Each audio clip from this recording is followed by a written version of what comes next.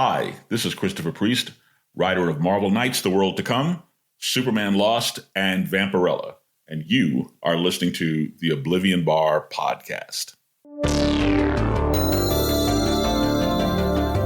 Welcome to the Oblivion Bar Podcast with your host, Chris Hacker and Aaron Knowles.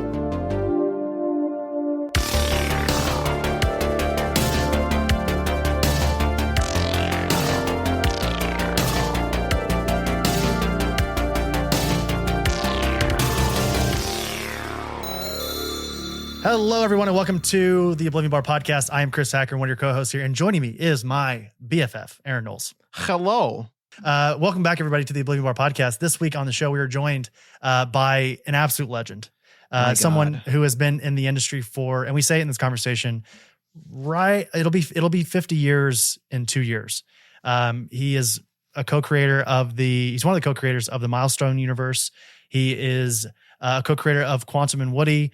He has impressive, long-standing runs on Deathstroke and Conan the Barbarian and many, many others. Aaron, you look like you're about to say something. What are you going to say? He is a legend.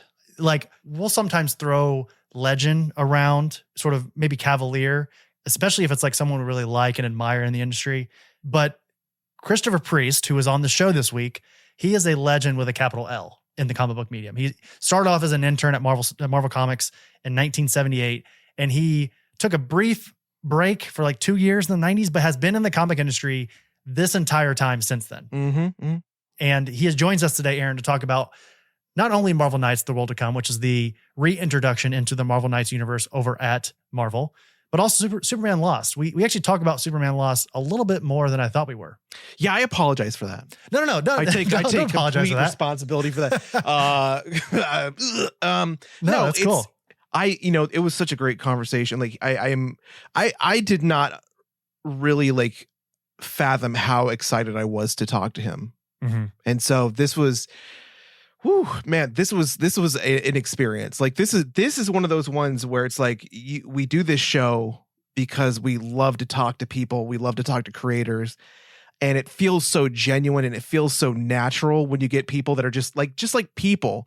And then every once in a while you get these creators on that are just like, I'm talking to whom? Right. You know, and it's just like, oh my God, it's like what comes to mind is that Galactus shadow in the Fantastic Four trailer where it's just like, yeah, that's the guy, you know? Yeah. And, we've said many times here on the show that in the beginning of the Oblivion Bar, when we first started talking to creators, Philip Kennedy Johnson being the first creator we ever had on the show, we have slowly, but definitely, gotten to the point now where we just see these folks as talented nerds. We try to have the most friendly, down-to-earth conversation. And I think we have that here with Christopher Priest, who we'll call him Priest in the conversation. He prefers to be called Priest.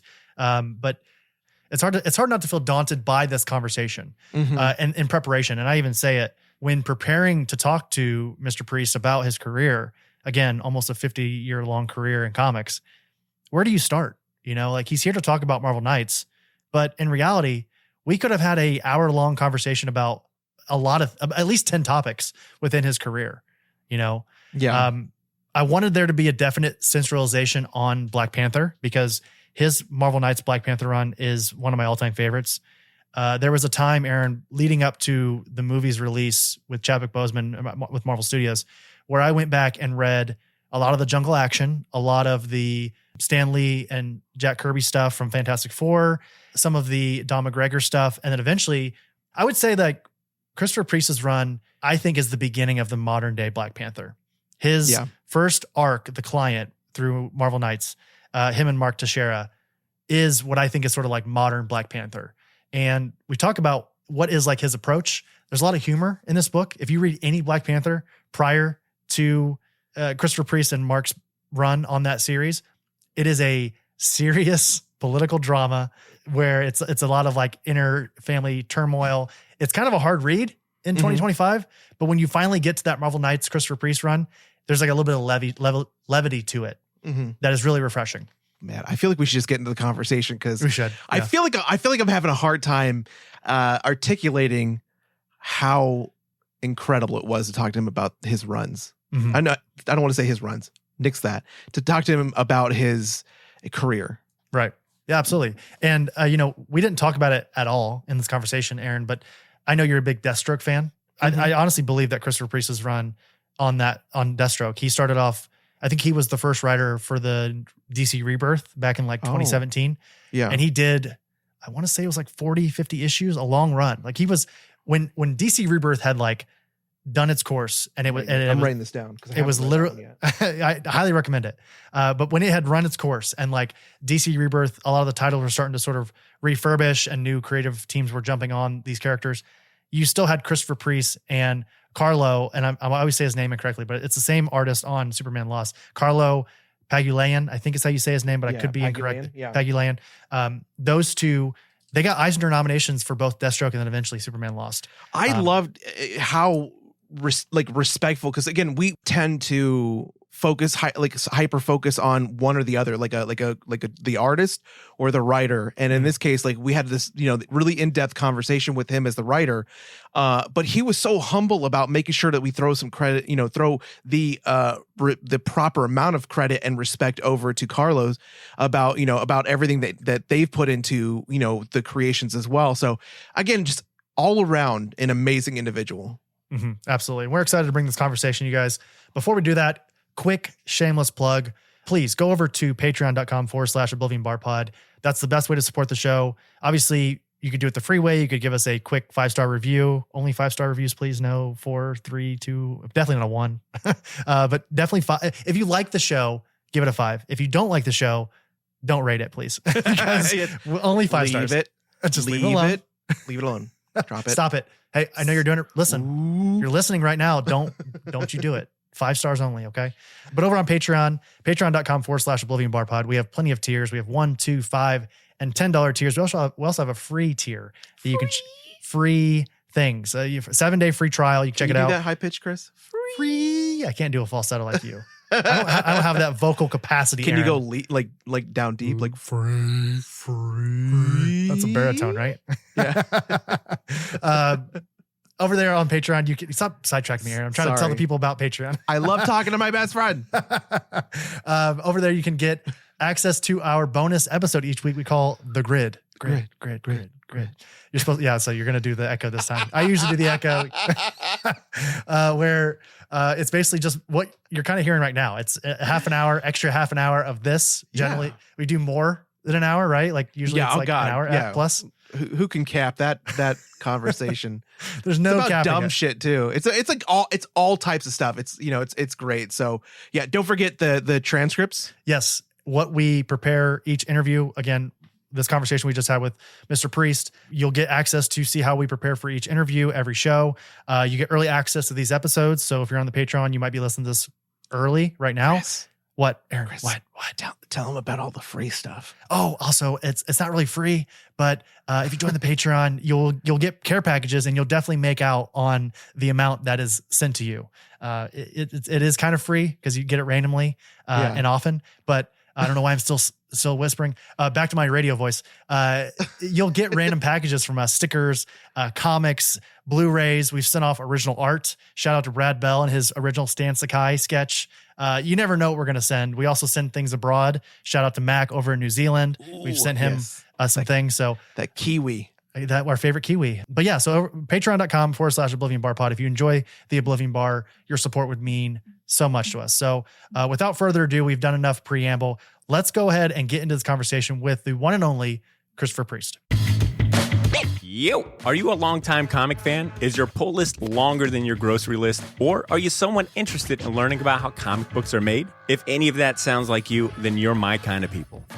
I'm Botter Milligan, and I host The Short Bites, a comic book talk show. It's one of the longest-running weekly comic book podcasts, and it's the best way to feel like you're hanging out in your local comic shop without ever leaving the house. Join me and the Short Bites Nation every Wednesday for news, reviews, and interviews about comic culture and comic books with the people who put their blood, sweat, and tears into making them. The Short Bites Podcast is available now wherever you get your podcasts. This episode is brought to you by Oni Press. If you're craving for comics that defy the ordinary and a publisher that not only allows, but encourages its creators to tell their story the way they want to, look no further than Oni Press, the loudest thing in color since 1997. For those who like their comics to have a supernatural twist, Plague House, from good friend of the show Michael W. Conrad and undiscovered genius in 2024 Ring Award-winning artist Dave Chisholm, is an excellent choice. The first issue was awesome, and the second issue comes out May 7th. Did I mention that Dave Chisholm is a genius? And we already know how much you love Scott Pilgrim vs. the World. We know I do. But be on the lookout for the first issue of Dark Regards from multi-hyphenated writer, comedian, actor, musician Dave Hill and breakout artist Artyom Topolin. This first issue tells a tale of how one stand-up comedian forged a secret online identity as America's first true black metal icon and accidentally started an international incident that almost wiped Gary, Indiana, off the map. And as somebody who has been to Gary, not all of that quote-unquote incident sounds horrible. Dark Regards #1 hits shelves on May 14th. Whether you're into historical fiction about the escape from Alcatraz or into futuristic billionaire murdering power fantasies, or say you just really love Rick and Morty and Adventure Time, Oni Press has something for you. Discover more at onipress.com or visit your local comic shop today.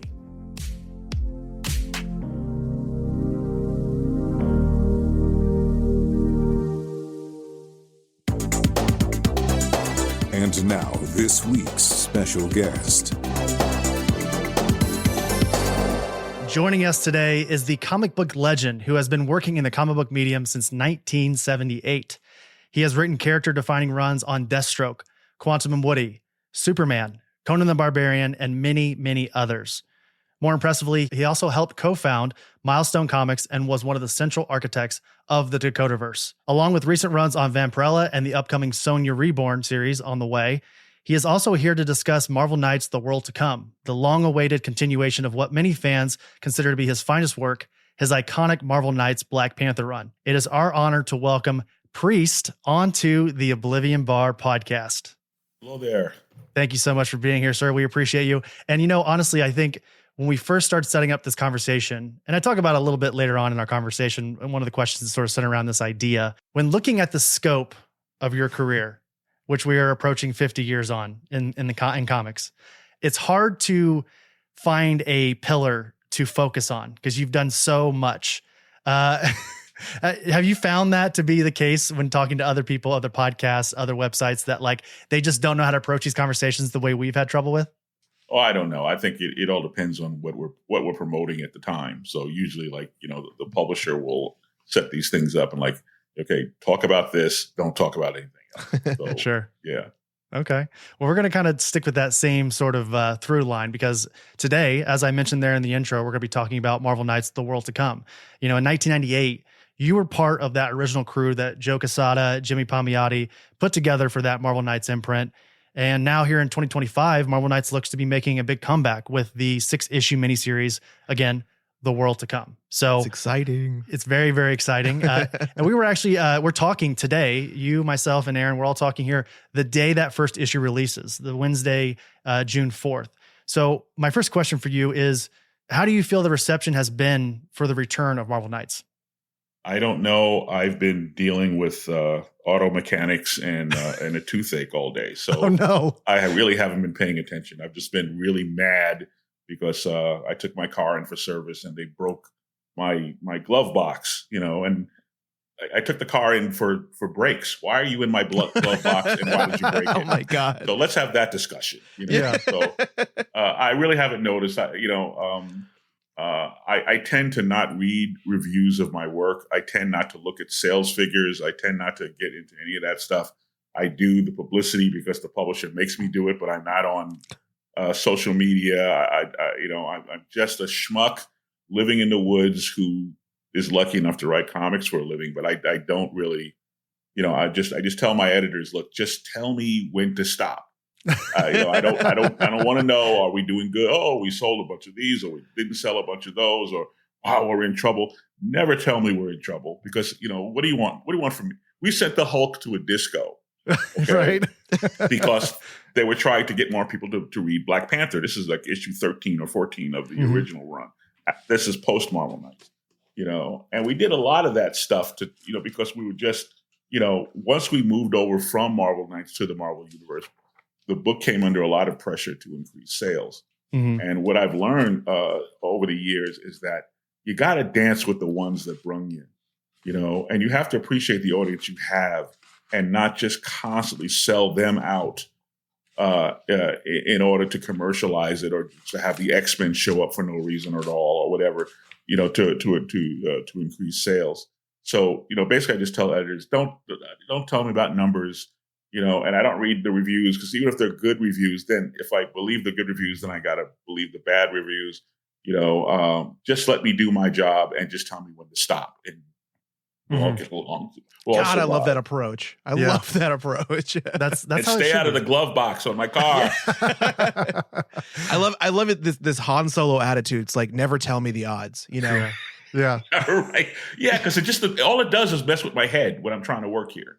You know what I mean? Yeah. And it's not really your responsibility. It's your job to create this. And then you just put it out in the world. And it's almost like, in a way, no longer yours. It's kind of up to the reader to interpret it however they want. Whatever your intentions were are almost sort of like a second fiddle to how the readership takes it, So, and sometimes we win and sometimes we lose. So we're doing something with Red Sonja now. It's called Sonja Reborn. And that's, a perfect example of what you're talking about. When we started the Marvel Knights Panther, there was a lot of pushback from so-called Panther purists who were confusing Black Panther with Tarzan. They thought he was Tarzan.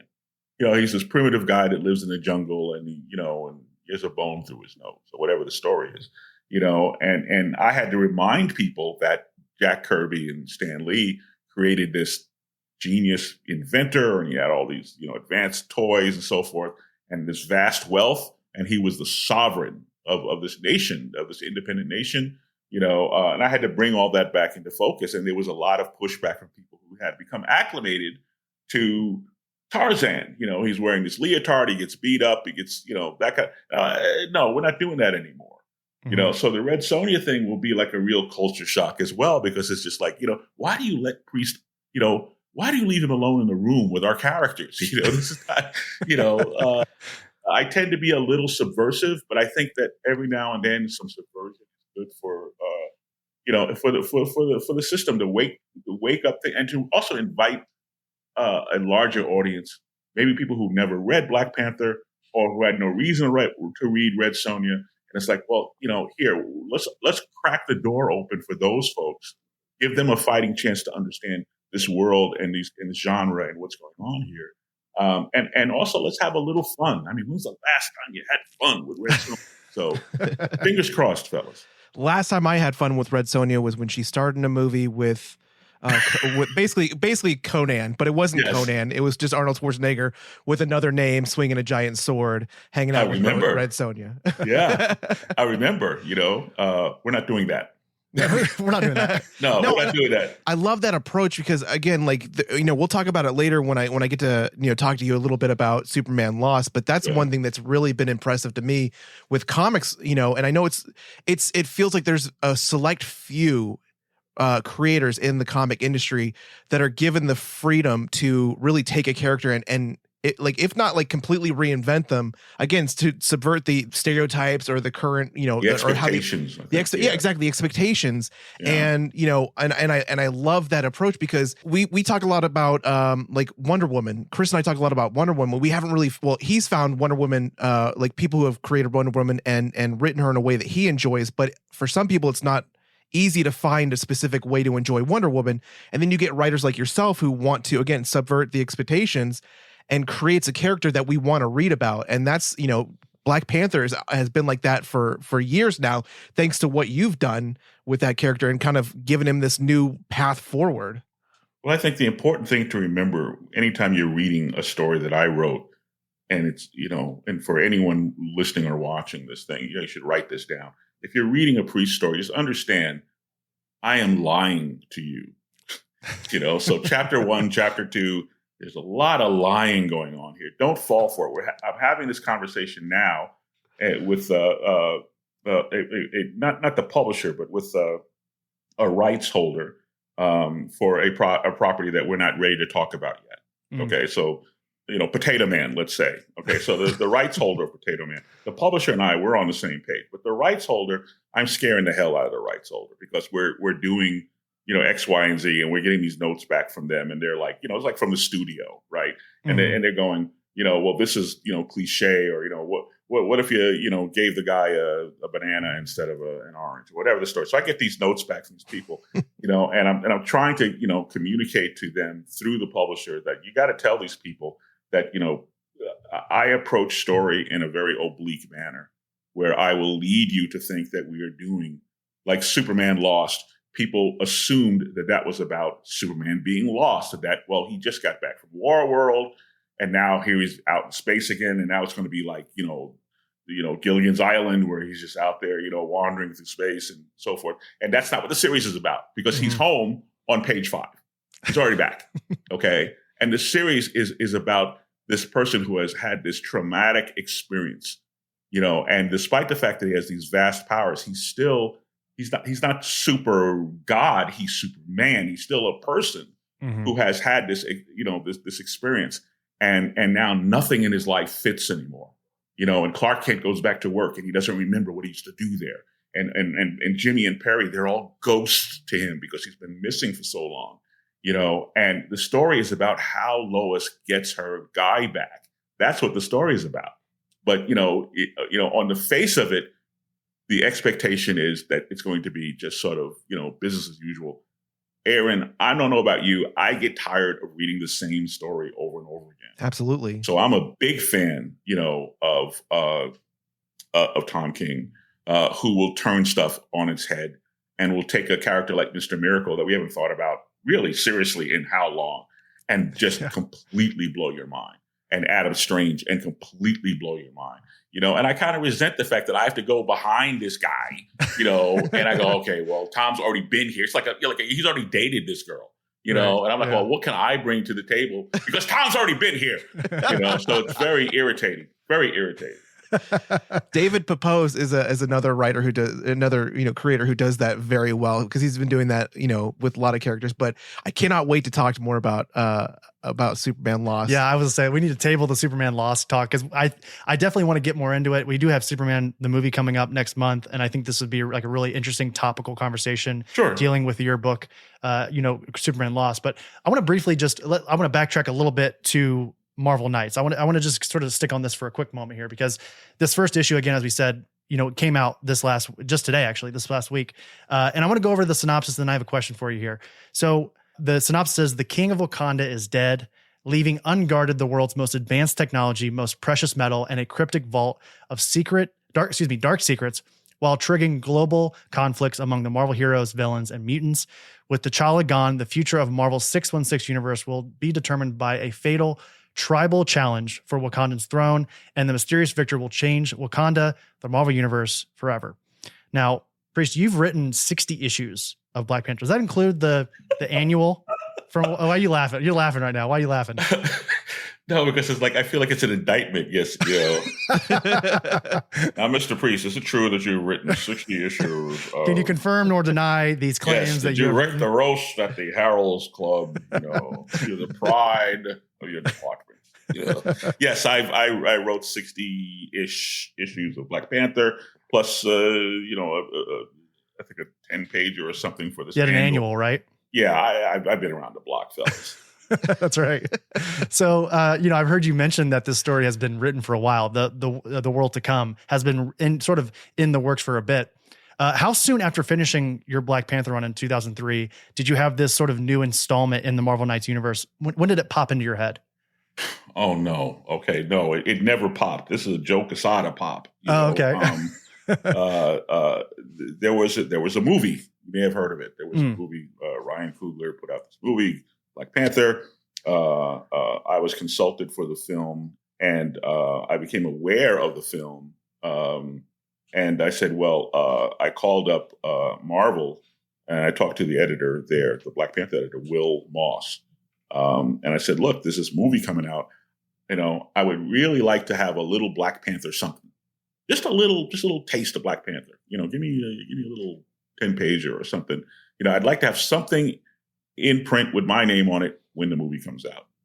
And Will was gracious enough to offer me a slot on a Black Panther annual, and we worked that story out, and that was great. But at some point, Joe Quesada heard about this, we may have been talking about whatever. Joe and I are actually friends. We've been friends for a long time. Mm-hmm. That's when Joe made me aware of plans that were in the works to celebrate Marvel Knights' 20th anniversary or whatever it was at the time. So there was a big roadmap to this event that they were doing. So that's how that the germ of that idea had. And then we started talking about the Panther plot as it began to develop. And then a lot of that was really just Joe just going, and I was like, Joe, I just wanted to do a little thing, just a little thing for the movie. And he's turned into this incredible waste of time. It's like, hundreds of pages and, and there's going to be all these explosions and it's all this, this world upheaval. And, so it's really, thanks to him having this much larger than life vision and then dragging me by the heels. Well, when you were talking about the anniversary and sort of bringing back the Marvel Knights imprint in some form or another, are we talking about the Donny Cates? Was it like a mini series that was out a couple years ago where you had all the different heroes pop in together again? I don't know if you remember that from a couple of years ago. I want to say it was like 2017, maybe. I have no knowledge. I'm sorry. That's okay. I must have missed that one. It was a mini, and I think it was like relatively successful, but I was just curious because it would have been perfect. I really wish that something like this, and again, this is great. Yeah, this was like 2017, 2018, something like that. Now, over the years, since they canceled Black Panther, when I was on it, Black Panther was always struggling for sales when I was on it.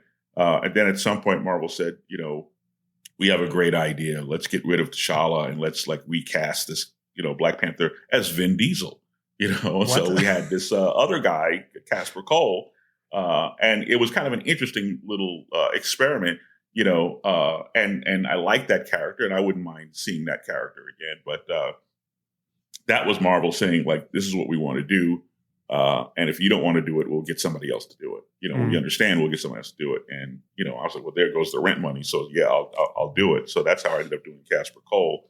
And then, at the conclusion of that, they were like, well, the numbers still aren't going up. This was just us still chasing the numbers instead of accepting the fact that this is what our audience was, at the time. So it really wasn't until Reginald Hudlin took over and they relaunched the book with John Romita Jr. and Reginald Hudlin. And then Reggie not only wrote it brilliantly, but he went out and sold it. And I mean, in ways that I could not, because I didn't have access to those type of venues where he could go on the Steve Harvey show. He could go on these other venues and just start, and just talked it up everywhere he Reginald went. was he the CEO of BET at the time, or what was his involvement with BET? I don't remember exactly when he took over. He became the president of BET. Okay. I think the time frames intersected. I'm not exactly sure. You have to look those dates up. But the point is that it became a commercial success. It was already a critical success, when we were doing it, but it became a commercial success once Reggie came in and sort of cleared out the cobwebs and streamlined a bunch of stuff. And then he went forward and promoted it. So that's, kind of how all that took over. So over the years, I've been approached, several times by Marvel to kind of come back to the character or do something else with the character or whatever like that. And I really felt very strongly that I had my shot with Black Panther. I enjoyed my time with Black Panther. But at some point, I had catapulted Black Panther into outer space. And I remember seeing that book in print, and I saw Black Panther in space. And I said to myself, okay, you've officially jumped the shark. You've officially run out of ideas. And it's time for Black Panther to belong to a new generation. So, Joe getting me to suit up for this was no small task. And I was like, well, I'm happy to sort of look over your shoulder and advise you, let you write it. And he was like, no, I really want your participation. I really want you in there, blah, blah, blah. And it was a lot of back and forth and a lot of, fussing back and forth. But at some point we stumbled onto a story that I thought I could tell, or that I could help him tell, or that we could tell together, however you want to phrase it.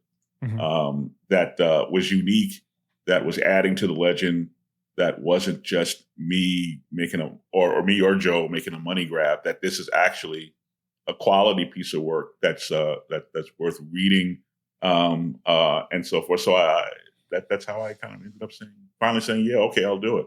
Mhm. But yeah, it was, I've seen writers, I will not name any of them. None of them named Tom King, but I've seen writers who have made their mark with a character, left, come back to that character and stumbled. Mhm. And it's painful to watch, and I was like, I didn't want to come back to Black Panther, like do Black Panther Monthly, for example, and then have people go, it's not as good as it was back then. And I'm just, yeah. So that's basically the backstory. Sure. Well, I'd like to ask a little bit about Katama. Katama. Katama. Yep. Without giving away any, a ton of spoilers. The E is pronounced ah. Like Ta-Nehisi Ross. Yes. Ta-Nehisi Coates. Coates, yeah. Yes. Katama. Got it. Katama. So without giving away, named after an actual guy. I'm sorry. Go ahead. Oh, you're good. You're good. We want the details. We want all the details. Yeah. I just want to try and avoid spoilers as best we can because we want, obviously. Oh, good luck with that. Yeah. We entered this story seeing that there's a definite rift between the old King T'Challa and his son. There's mention of both Storm and Monica Lynn in this issue, whom we know, T'Challa has children with. Does this potentially set us up for a fight for the crown? Wow, I'm going to embarrass myself now. Are you saying that T'Challa had a child with Storm? He's had, so canonically, he's had a couple children with Storm. There's Shuri, but it's not spelled the same way as Shuri. It's SH'Ri. Okay. You have Chimera. You have Azari, who I think we actually see in the MCU, who's actually named T'Challa as well, but they don't call him that. And there's Tawari as well. Those are the ones that I know of. So he's got like a whole little he's got a litter. Yeah, he's got a litter. Yeah. Okay. Okay. Not in Marvel Knights. Not in our universe. No, he has no children in our universe. He has he has the child that he is apparently having the dispute in when we meet him in this issue. So we have wandered off from that continuity because I'm dumb and wasn't aware of it. So, No. Continuity is I've always said that like people who, stick too strictly to continuity, they're handicapping themselves from a good story. Canon should be like a tool. It shouldn't be a law, right? So I love the fact that you did that. I was just curious because I know that, I was it Reggie that actually introduced a lot of the children? I actually don't know. I know it had to be him because because I just philosophically, as I see the character, I would not have done that. Sure. I have a real problem with, these heroic characters or comic book characters, having not necessarily having children, but it's just, I think once you start moving too far away from the lore of what makes this character great or whatever, it's kind of like when you start pandering to the audience where you're, instead of bringing in new readers, you're following the old readers out of middle school into high school and out of high school into college and out of college into adult life, and we're writing stories that reflect that, and I guess there's really nothing wrong with that, except now nobody's recruiting the 8-year-olds anymore. Where are their stories? What's going to draw them into? Because an 8-year-old doesn't want to read about, a married potato man who has, children, so I wouldn't have gone that way. But it's not to criticize Reggie, but Reggie came over and his version, his volume of Black Panther was a complete jumpstart. Yeah. Some of my characters showed up in there, but they were very different. They had different timelines, sort of like that. So this thing, The World to Come, connects to our Black Panther. It really connects to Black Panther number 12, which is where we left off with Marvel Knights. So 13 through 60, whatever, the MCU Black Panther, that, some of that is referenced in here, but that's Sal Valuto, Bob Allman, myself, that's a whole different crew. That's Tom Brevoort, Black Panther. Joe Quesada, Black Panther is what we're talking about. And, we're connecting to that earlier series. Yeah. I don't want my superheroes running around just Zeusing it up, all over Earth. I want to be careful what I say because I run my mouth too much and I get in trouble, and then I get the phone call, and it's, it's some vice president, and they're pissed at me because, like, we're trying to sell comic books here. We don't appreciate you, know. So I just want to be careful. You've been around the block. You've seen a lot of things, so it's hard not to like have a pretty decently strong opinion about some of this stuff. But the problem with being around the block is that, you've been around the block. So the people who are trying to make this work now, the generation that has that responsibility, they're trying to keep the lights on at these places, and then you have our retailers, our front line of defense. These are people, these are not big corporate entities. These are mom and pop. These are small business owners. They have high rents, low margins, and a lot of pressure to you need to order 100, Duckman to get the foil variant, one copy of the foil variant. It is a lot of this math where every month our retailers are sitting there with the catalogs, and it's like a racing form, and they're trying to decide what to bet the mortgage on this month. And I have a lot of empathy for that. These are the real superheroes. So I want to be careful. I want to get up here and go, don't buy Duck Boy this month. It really sucks. I really don't appreciate that, he got married. I don't want to read a married Duck Boy. We're huge proponents and big believers in the brick and mortar comic shop. Yeah, like we believe that those need to exist. It's fun to have community online. I think that's got its own certain level of importance, but there's honestly nothing like going to your local comic book shop on Wednesday and, picking up the latest issue of The World to Come that I have right here. I went to my local comic book shop and people were excited about it, which is why I wanted to ask you that question earlier about sort of what your thoughts were on the reception. And from my view, what I could see from my local comic book shop was that when I popped in, the very first issue that I saw was The World to Come. And they don't do that for just, issue 7 of Spider-Gwen or whatever. Not to just, dissuade anybody from reading Spider-Gwen, but like people are excited about this. Yeah, Spider-Gwen's great. So, and something you sort of mentioned it earlier, and I want to sort of build off this a little bit. Something I really loved about your Black Panther run is that you kind of confirmed this thought that I've had about the character since becoming a fan, and it's that he's not a superhero, right? He plays the role of superhero for diplomatic reasons, but at the end of the day, he's a monarch of the wealthiest or one of the wealthiest countries in the world. And those relationships that he has with the Avengers and some of the American heroes are important to maintain. And I think also Jonathan Hickman does a pretty good job with this in his Avengers run, showing T'Challa as a monarch first, right? But my question for you is, this book is not advertised. The World to Come is not advertised as a Black Panther book. It is advertised as a Marvel Knights book. How about that? Does that mean that we're going to get some more MK-focused characters showing up in this series, the 6-issue series? No comment. I got in trouble. Plead the fifth. I got in trouble in the article. We were talking. I had an interview. We started wandering off, as I tend to do, and we started wandering off into other things. And I mentioned this Inhuman series that I did with Phil Noto that I really loved, where teenagers and they come to New York and they run into Spider-Man, back in the 60s, the 60s Spider-Man, and I said something about Lockjaw, and I was like, well, just wait till he pops up here in the World to Come, and now, Ring, what are you doing? You're killing us. Major spoiler, Lockjaw. I didn't say what Lockjaw was doing, but major spoiler. So he's a teleporting dog. He's going to pop in every once in a while, Well, there you go. But let's just say, there's a reason they did not title the book Black Panther.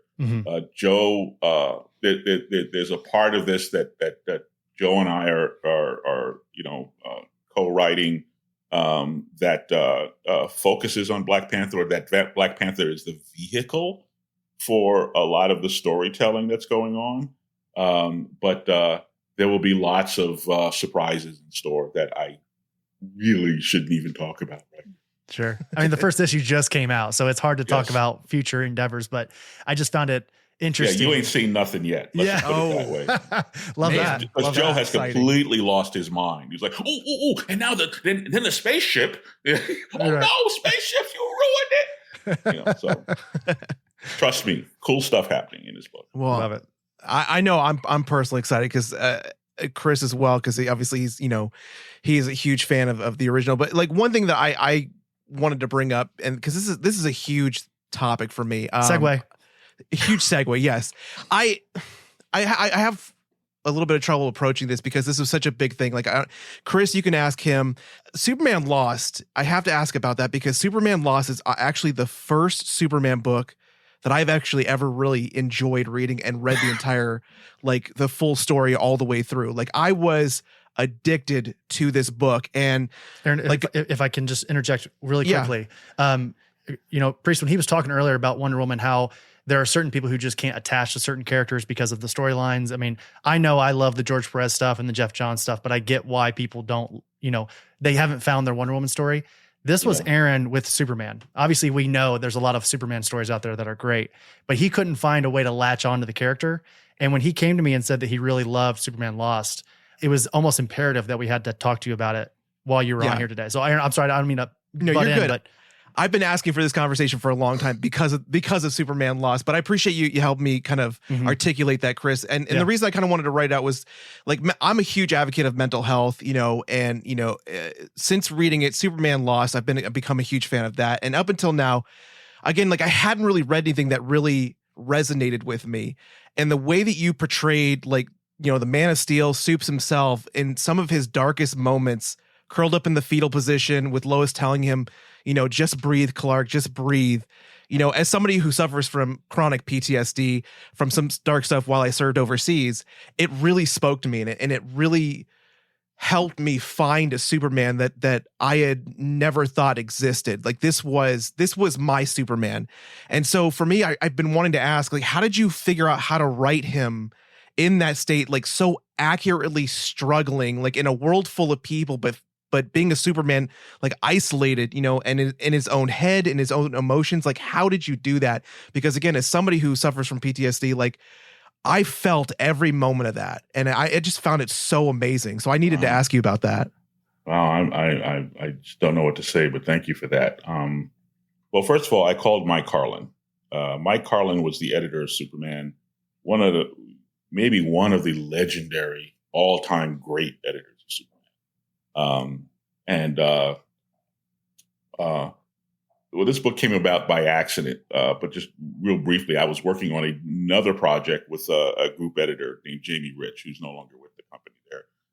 And we were talking about a Justice League project, and I was getting off the phone with Jamie, and we were hanging up, and I went, oh, before you go, by the way, I got this idea you may want to give to your Superman, because he was editing Superman. You might want to give this idea to your, here's a freebie for your Superman people. I have this, my one Superman idea. And I just, laid out this idea to him, and he said, well, that sounds like something you ought to write. Why don't you write it? And I said, well, it never occurred to me to write it. And he said, why? Because DC's never allowed me to write Superman before. I write in a very subversive way. Superman is like their marquee mainstream character. There's a lot of stuff that I wouldn't say I'm ineligible to write, but that I am not a natural fit to write because, I would assume in some editors' heads, they're like, well, he's going to Tom King this up, or whatever the story is. At any rate, Jamie got the thing greenlit before he moved on, so thank God for Jamie. I never would have got a chance to write Superman. No. It was terrifying. Well, now I have to write this thing. So, I called up Mike Carlin. I've known Mike Carlin 35 years, 40 years, however long it's been. So I called Mike Carlin. Mike Carlin, there's probably no breathing person around who is a better expert on the character. So he talked me through a lot of it. But I would tell you, just in my perspective, there is this theory that there is no Bruce Wayne, that it's just Batman, and Bruce Wayne is like his day job or the face he puts on. Mm-hmm. I think for Superman, it's the exact opposite. I think there is no Superman. There is Clark. He is Clark. When he's running around in a costume, he's Clark in a cape, but he's the same guy, and what makes him Superman is not his powers. That was the whole subtext of the series, that because he moves around from different areas of space, his powers changed based on those circumstances. What color is the sun? What's the level of gravity? What are these scientific, variables? But the one thing that remains consistent is his strength of character, who he is. So I asked Carlin, I said, well, look, let me ask you something. How far can I bend this guy without breaking him? Because I'm going to take him down pretty far and challenge his dignity. And a lot of fans are not going to like their hero curled up in a ball on the floor, or the fact that Lobo's Dolphins run off somewhere with his original red and blue costume, and it becomes traumatic to him because that's all he has left. But Aaron, if you imagine yourself, and I hope that this has never happened to you, but if you imagine yourself, out there in space somewhere, and the guiding principle is, and we'll the fans, we can all fight about this, but so far as I'm concerned, and I asked Mike Carlin, who I think is the definite expert, and I asked a couple other people, as far as I'm concerned, Superman cannot fly faster than light on his own. He needs a Green Lantern or a spaceship or something, and now he can go at warp speed and just cross the galaxy, whatever. But all by himself, he can fly very fast, a lot faster than our spaceships fly, and he can go zooming towards a planet or a moon or something and use the slingshot to accelerate and boom, go across the galaxy. So he can do a lot of that sort of stuff. But the fact is, it takes him a long time to get from point A to point himself, without that. And then also, if he's in an unfamiliar star system, you don't navigate space by sight. You don't go, oh, there's Pluto, let me head that way. You listen.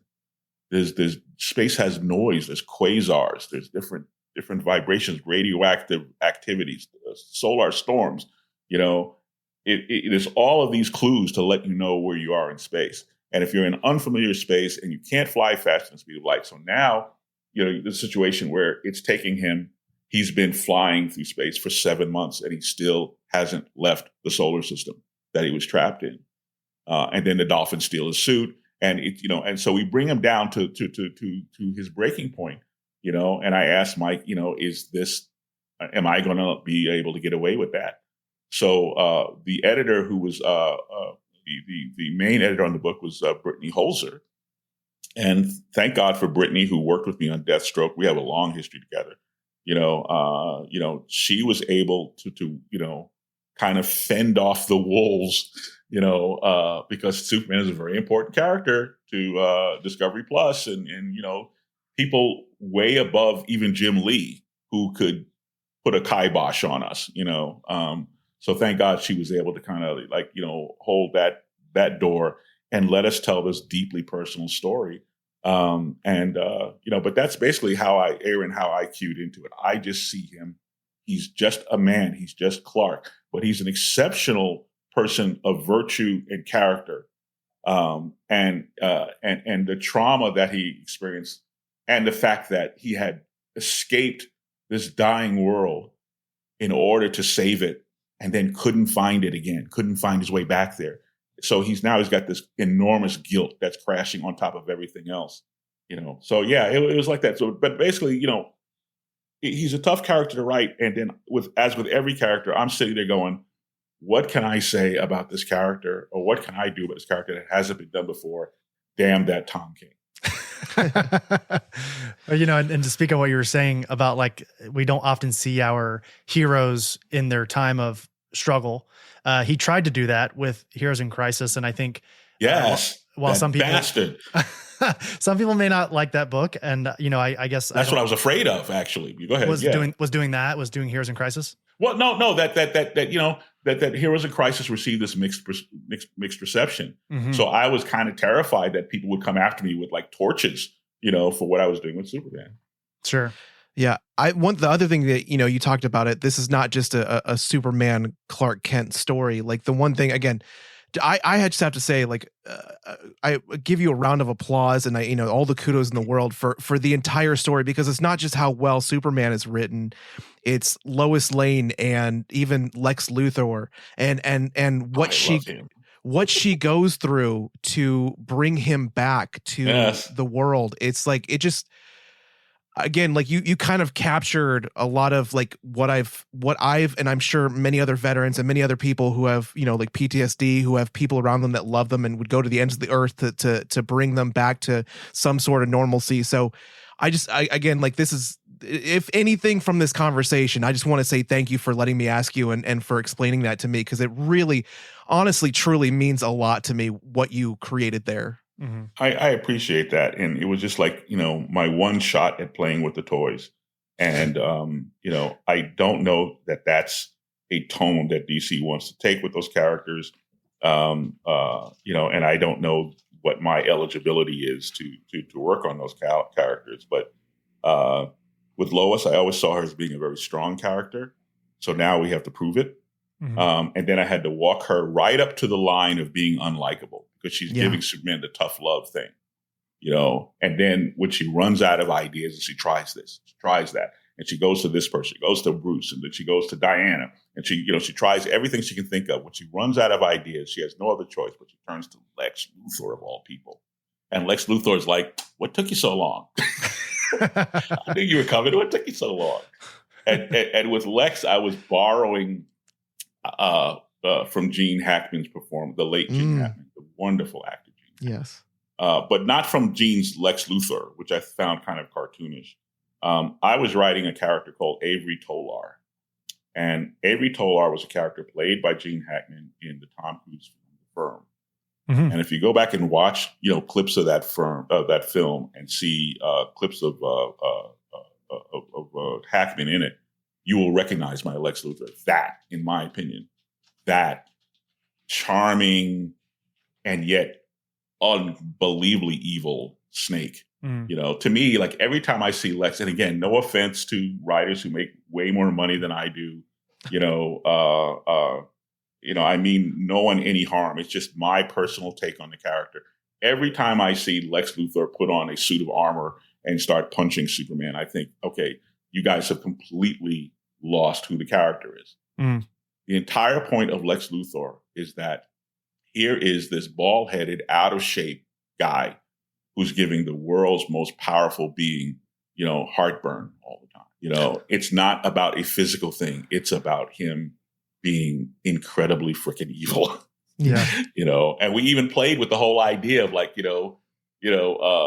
Superman finds out that Lex has done some unscrupulous thing and he's pissed off and he's going to go after Lex, and Lois is going, no, I'll take care of Lex. No, he's not messing with my wife. I'm going to, and Lois just goes, what are you going to do? You're going to go over there, you break down the wall. He has the big robot. You fight the big robot. She basically says, it's the same old shit we've been reading for 80 years. Clark, go in the kitchen and fix the toaster. We need the toaster fixed. I'll take care of Lex, And I also thought that I had the privilege and the honor of doing what I hope is, and you guys can correct me if you know better. I believe that was the first time we saw Superman and Lois have a knockdown, drag out fight. And there was some objection to that. There was some, notes, well, they don't fight. And I'm like, have you ever been in a relationship? Get out of your mom's basement, Have you never been in a relationship? If you've ever been in a relationship with a man, woman, giraffe, frog, if you've ever been in a relationship, you have been in a fight. Yeah. You understand? Yeah. And this is the thing that just kind of irritated me. And I'm like, just having them have this incredible, and Superman's like, we are not going to be these people. I am not going to, and having them just go at it like that and just have her be the boss and order him into the kitchen. One last thing about this, I'm sorry, I'm blathering here, but there's one thing that I want to call out as my artist, Carlo Pagulayan. And there was some other guest artists because Carlo's dad became ill and he was taking care of his dad. And God bless Carlo for just being a hero to turn in the work that he could turn in. But anyway, the very first issue, there's this one scene where Bruce Wayne shows up at the apartment to tell Lois Lane that Superman has been lost, that he's lost in space somewhere. And they've been searching for him and they can't find him. So he's come to give her the bad news. So she opens the door. Bruce is standing there. He looks past Lois and sees Superman standing in the living room. And I said to Carl, I said, look, you're going to have to sell this moment. You're going to have to sell it. We're going to have to see it in Bruce's eyes that he's shocked to see Superman there. Otherwise, I'm going to have to put one of those lame captions. And then I opened the door and I saw him standing in his, and I don't want to do that. To me, that's just, that first person narrative stuff is just, I didn't want to do that, So I said, Carlo, you got to nail it. And my God, he nailed it. You go back and look at that picture where she opens the door and you see see Bruce standing there, and you see that look in his eyes that says it all, where he's going, holy crap, he's here, And I went, this is how brilliant Carlo was, or is. I'm sorry, he's still. I hate this. Excuse me, he's not gone. He's a wonderful artist, and he just. Okay, I'm done with the ranting. Sorry. No, I have to agree, because absolutely throughout the story, again, yeah, there are absolute, like, the scenes, your words, your writing, the scenes and the art is, again, it has to portray that emotion, which it did perfectly. And I also, just to comment on what you said about the knockdown, drag out fight between Lois and Clark, that's the thing about, like, a traumatic experience. When you come back, especially, again, and I don't mean to keep harping on, like, using service members, I got to talk about what I know.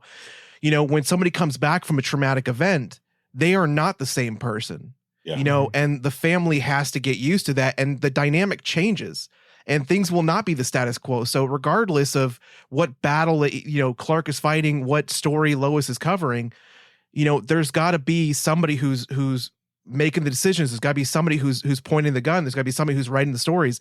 And I think that you depicted that very well, because it's somebody's got to do the job.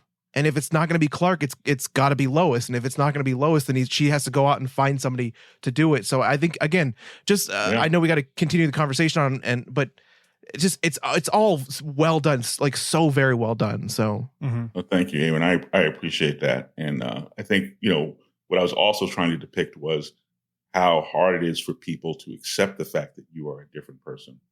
Because later on we meet up with Supergirl, and Supergirl, she's even harder than Lois. She was like, hey, man, just wake up, And the other brilliant thing about Carlo is you see Lois, and then you see Wonder Woman, I think, in the same issue. And then later you see Supergirl.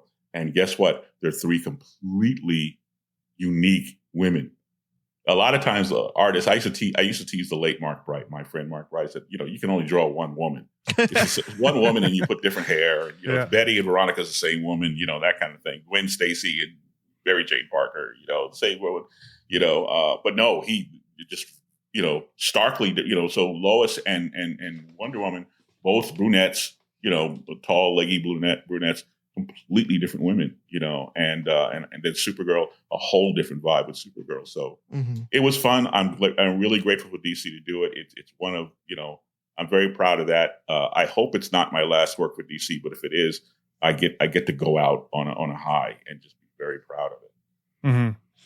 Well, Priest, I have to admit this to you. We're nearing the end of our conversation, and I think it's important to admit this here at the end that, we've had the great fortune of talking to a ton of amazing creators here on the podcast. But preparing for this conversation, and again, I sort of alluded to it earlier in the talk, that it was sort of refreshingly hard to find this pillar, because, again, your career is so lofty and just, again, so decorated. We generally, and I'm not trying to butter you up. I know we've spent the last 20 minutes buttering you up about Superman Lost and now this, but, like, we generally like to summarize a couple key highlights in someone's career, and that's just impossible with you and your, again, almost 50-year career. So I want to somehow turn this ass kissing into a question. If you could go back and talk to that bright-eyed Marvel intern that you once were, what's one piece of advice that you would give that young Priest? Wow, is that a tough one? Yeah, big question.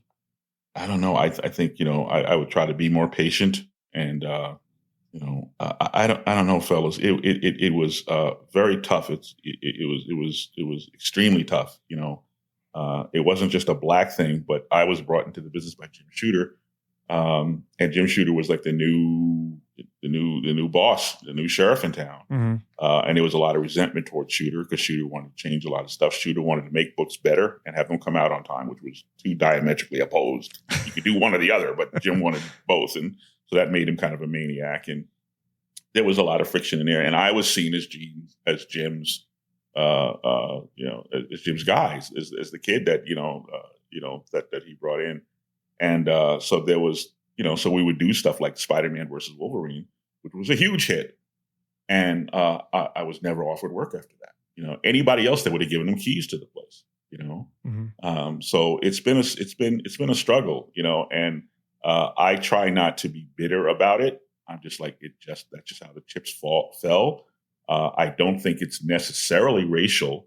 At least at Marvel, I think it was just more of a matter of like, I'm Jim's protege and, I'm Little Shooter and we're going to show you, we're going to punish you because we're mad at him or whatever the story was. But it's just been a journey, so I don't know exactly what I would tell him. I'm just grateful that I've been able to sort of exist below the radar and to have a career as long as I have.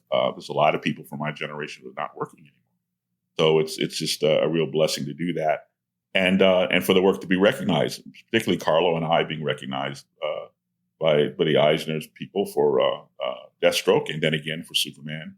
We'll see what happens from here. Hopefully I still have a few laps around the park left in me, but we'll see. Well, I'll tell you, I firmly believe that you do. Again, you sort of just mentioned it, but like the longevity of a comic creator it's not always the longer you've been in, the more work you get. Sometimes you eventually just sort of fall off the radar, and you've done a great job of continuing to work at a high level, and your career is decorated, as we've said. And, I'll just sort of finish the conversation by saying what a pleasure it's been having you here on the show, Priest. And, talking about Black Panther and Marvel Knights and Superman, all the things, this has all been such an honor to have you here. And, we mentioned it earlier, but the first issue of The World to Come is already out at the time of this recording. The first issue is already out, and the second issue comes out on July 9th. Aaron, did you have something before we close out? I did. I actually had one more question because I recently found out that you were from Queens. Oh yeah, he's a New York boy. I forgot to mention that earlier. Yes. And I wanted to know if you had any recommendations, like food wise. Aaron's in Brooklyn. I guess you should say that. Oh, I haven't lived in New York in like 30 years. I'm sure in St. Albans, Queens, on Farmers Boulevard and Murdoch Avenue, there is a hole in the wall fish joint. And it's a place that normally you wouldn't want to be caught dead in, but you go by there and you see like this line of people waiting to get in. And anytime you see a line of people waiting to get into some like dead end shack, okay, there's something good going on there. And my nephew, Evan, he said the place is still there. So I'll recommend, I don't know the name of it, but it's a little hole in the wall, fish store. And it's unbelievably good fish, right. And we used to go there all the time. I will find it. And when I do, I will message you about it. And let there you know go. What it's yeah. called. Farmers Boulevard and at Murdoch Avenue, and just follow the smell. Or just follow the line. There's usually a line down there. I was going to say, Priest, I feel like if you're following the smell of fish in New York City, you're probably going to be going in a lot of different directions. Yeah. That's fair. Are you going to any conventions this year in 2025? Yeah, I'm doing a bunch. I'm doing Denver. I'm nice. Doing that's coming up, and then I'm doing New Orleans.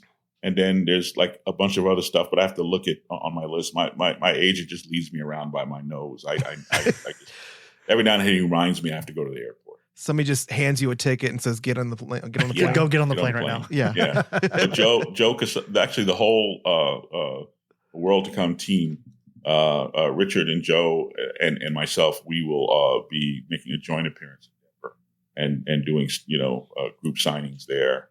And there's some other stuff coming up. And I'm sorry, I probably should write this stuff down so I have it handy. People ask me about it. Well, we hope to see you at one of the future ones here. And before we let you go, is there anything you want to quickly plug or sort of highlight before we get you out of here? Absolutely. Well, get Vampirella, because we're on right. we just had a new volume launch. So I think issue 2 is out now. 1 and 2 there, and then Sonya Reborn is coming up from Dynamite. Yeah, and that's just going to be. That's going to be a love it or hate it moment. I'd love to get your reaction on that at some point. And then beyond that, there's a whole bunch of stuff coming out that I can't talk about because I talked about it in this other interview it's a print interview that's online now, and I got into so much trouble. Why did you tell him? Why did you tell him? So apparently they don't want me to even tell people that I have a relationship with this company. So we're just going to shut the hell up. Well, I'll tell you what, we're going to get you on again in the future at some point, and we'll figure out what Potato Man, I think, was one of them. We'll figure out what Potato Man was. I'm excited about Duckman and his kids. Duckman, of course. Yeah. Yeah. In the next year or so, you're going to be sick of me because there's going to be a bunch of stuff coming. I don't think that's going to happen. Yeah, I don't see it happening. I personally don't think it's going to happen. No, I appreciate it. All right, Priest. Well, we appreciate you. Hopefully we see you again here on the show at some point in the future. Good deal. Thank you. Thanks for having me. All righty. There's that conversation with Christopher Priest. Again, Priest, thank you so much for joining us here on the Oblivion Bar podcast. Truly an honor. Definitely a milestone in the Oblivion Bars. You were gushing? Way too much. I was like a fangirl. We were both gushing quite a bit there at the end. We came in really professional really in the beginning. Cool. Really cool. Really cool casual. As a cucumber. Cool as the other side of the pillow. Yeah. And then we got about halfway in. We started talking about Superman Lost. And how can you not gush? I mean, again, Christopher Priest in the industry for over 50 years.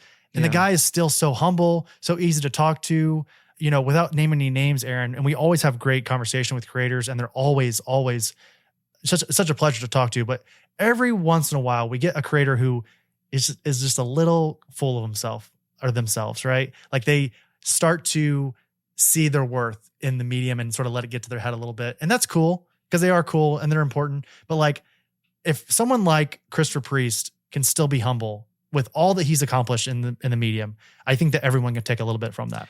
I think it's a little bit of attributes to the struggle that some people go through more than others. Sure. Oh, I mean, absolutely. He was the very first African-American Marvel editor ever at Marvel Comics. You know, obviously he went off and co-created the Milestone universe. He co-created a lot of, I wouldn't say a lot of it, but a lot of the more important parts of the Valiant universe in the 90s.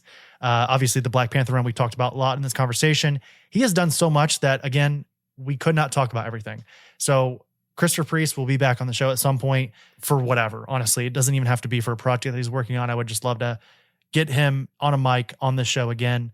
I love the little tidbit that you had there about Superman Lost. I know you said that we went on a little bit of a side quest there and that it was a little long. I don't agree. I think that I really like that addition to the conversation because my plan was to just mostly talk about Marvel Knights. And I think that's important because the world to come at the time of this recording, at the time of the release of this conversation is already out.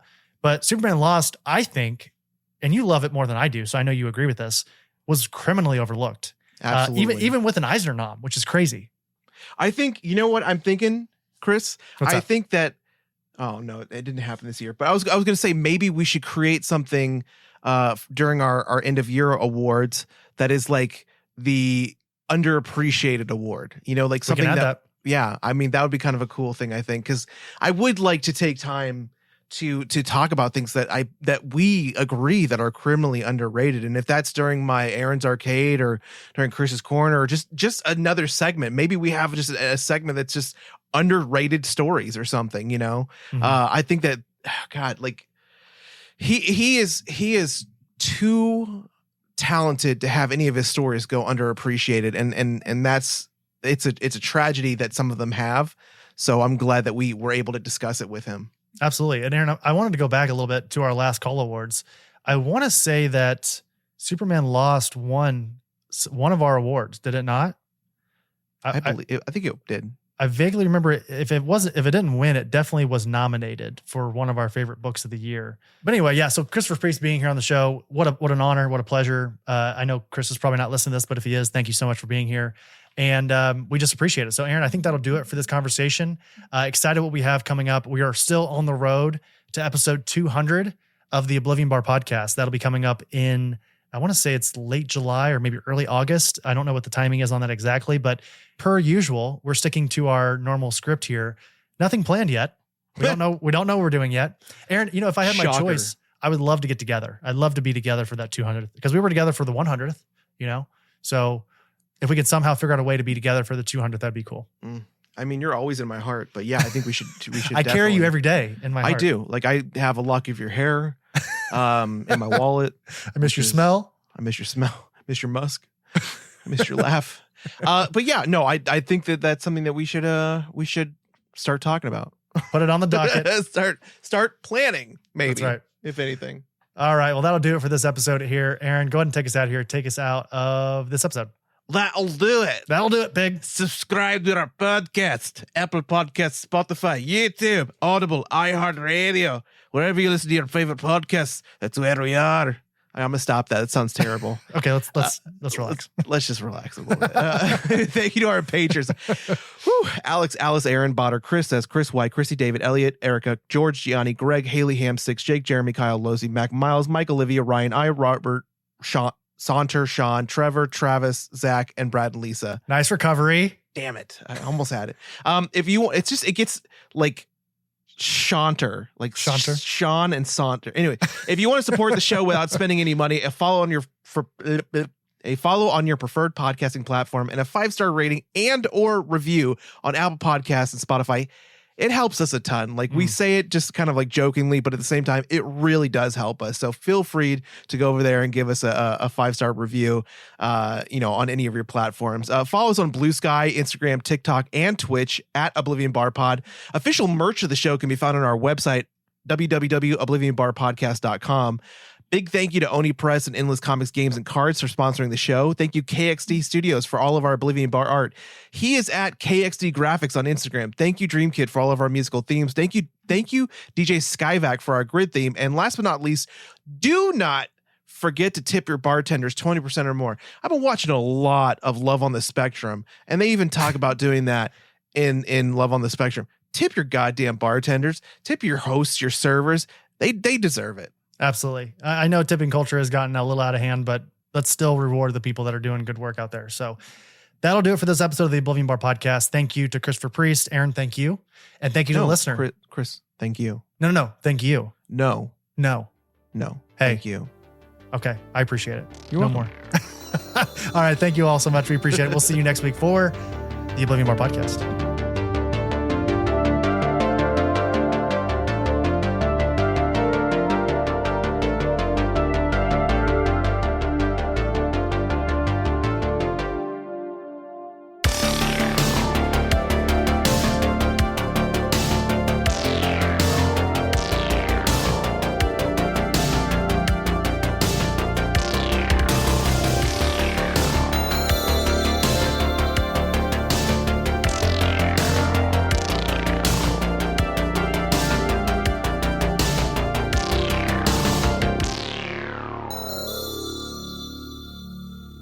Hello, everyone, and welcome to episode 1. I don't know what number it is. Please leave that in. Please, I'm begging. I have no idea what number it is.